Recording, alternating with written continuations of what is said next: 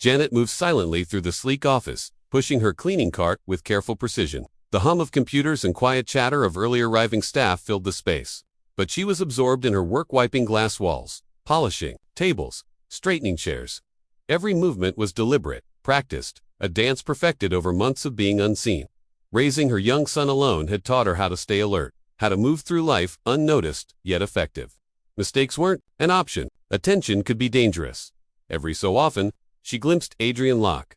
He was the embodiment of calm authority, walking through the office with a presence that seemed to command the very air. His dark, tailored suit fit him like armor, and the faint crease of his posture hinted at both discipline and control. He never lingered or spoke beyond a polite nod, yet that simple gesture carried a warmth. Janet wasn't used to an acknowledgement that she existed, that her efforts mattered, even in a world that largely ignored her. That morning, the office shimmered with golden sunlight pouring through the floor-to-ceiling windows, casting long, warm streaks across the polished floors. Janet was on her knees, wiping down the conference table, when a sudden sound of hurried footsteps echoed down the hall. She looked up to see Adrian staggering, his face pale and drawn. His hand clutched his chest as though he were trying to hold himself together, his eyes wide with strained doubt before anyone else could react. He collapsed, sending a cascade of papers and folders tumbling across the floor. A scream tore through the office, followed by panicked shouts and ringing phones. Chaos erupted around her, but Janet's instincts kicked in immediately. She dropped to her knees beside him, hands trembling but determined, and pressed against his chest. Her pulse raced, yet her mind was razor. Fear had no place here, only action. She leaned over him, whispering softly, almost as if the words themselves could anchor him to life. "Stay with me, please. Don't leave me." Her hands moved methodically, pressing, counting, repeating. Motions she hadn't performed in years, but remembered vividly from moments when her son's safety had depended entirely on her. Sunlight fell across his motionless form, but it felt distant and irrelevant compared to the fragile life she was holding in her hands. Time became a blur of desperate effort and unwavering focus. Each second stretched, heavy with tension and hope, as Janet fought to pull him back from the edge. Her heart pounded in sync with her hands, each beat a silent prayer. She refused to let him slip away, not like this. Not before she had tried everything she could. The world outside faded entirely, leaving only her, him, and the urgent, fragile connection between life and loss. Adrian's chest remained stubbornly still beneath Janet's hands, his face pale and lips tinged blue. The office had erupted into chaos, phones ringing, assistants screaming or frozen in shock. Some pulling out cameras to record what they could barely believe, but Janet tuned it all out. Nothing mattered except keeping him alive. Her hands pressed harder, counting each second, counting each breath that refused to come, willing his body to respond. Sweat ran down her neck, mixing with tears that streaked her cheeks, but she didn't stop. Every instinct, every lesson learned from protecting her son, drove her forward, and then, in a flash of desperation, she did something impulsive yet instinctual. Leaning closer, she pressed her lips to his, in a controlled, urgent motion, forcing air into his lungs. It wasn't a kiss of passion, it was a lifeline, a prayer made flesh. She poured all of herself into it, her fear, her hope, her refusal to lose him. The world around them seemed to vanish, leaving only the two of them suspended in the fragile boundary between life and death. Time stretched as she counted each breath, every second an eternity. Then, violently and suddenly, he coughed, convulsing, as his lungs filled, a gasp tearing from his throat. Relief washed over her, leaving her trembling and soaked in sweat and tears. "Thank God. Thank God," she whispered, over and over, as he lay gasping. Still pale, but alive, Adrian's eyes fluttered open, dazed and unfocused at first.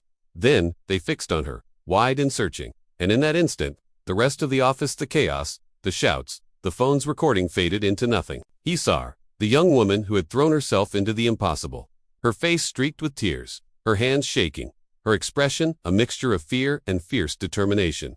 "He who saved me," he whispered, his voice weak, raw with disbelief. The words, simple and unpolished, carried the weight of a life nearly lost. Janet's chest heaved as she gave a small, exhausted nod, unable to speak for the flood of relief surging through her. Somewhere in the back of the room, a phone continued, recording the momenta, desperate, intimate, heroic act, but Janet didn't care. All that mattered was that he was alive, that he had looked at her, and that she had held on to him when no one else could. By mid-afternoon, the video had spread through the company like wildfire. Everyone had seen it. The janitor who had saved, the unshakable billionaire, the desperate breaths, the trembling hands. The moment his eyes opened to hers, people replayed it, whispered about it, and shared it endlessly. Some romanticized it, imagining forbidden attraction. Others mocked the closeness between a janitor and a man who seemed untouchable. A few simply gawked in disbelief. Janet wanted to disappear. She hadn't acted for recognition, applause, or attention. She had acted because she couldn't stand by and do nothing. Yet now, the quiet heroism she had performed in the span of a few seconds was dissected, was twisted, and analyzed by the entire office. Screenshots of her flushed face, the desperate kiss, and his dazed eyes circulated with commentary. The weight of exposure pressed heavily on her, and she longed to retreat into the invisibility that had always protected her. Then came the call from Adrian himself. Her heart thudded as she made her way to his office, her hands still trembling slightly, unsure of what to expect. When she entered, he was standing, still pale from the ordeal but radiating a warmth that no one else had ever directed at her. "Janet," he said softly, voice rough with emotion, "I owe you more than I can ever repay." She shook her head instinctively. "You don't owe me anything. I would have done the same for anyone." But he stepped closer, his voice catching, slightly, vulnerable in a way that startled her. "No, no one else even moved. You saved me when everyone else froze." For a moment, silence stretched between them, thick and charged, not romantic, but profoundly human. He studied her closely, taking in the exhaustion in her eyes, the careful strength she carried like armor, the unspoken stories of a life spent quietly surviving. For the first time, someone not security, not HR, not the corporate world, truly saw her. When she finally left his office, Janet felt a strange shift inside her. It was as if the world had acknowledged her existence, not as a worker or a janitor, but as a human being with courage, heart, and depth. And for the first time in years, she felt a flicker of hope threading its way through the familiar exhaustion of her life.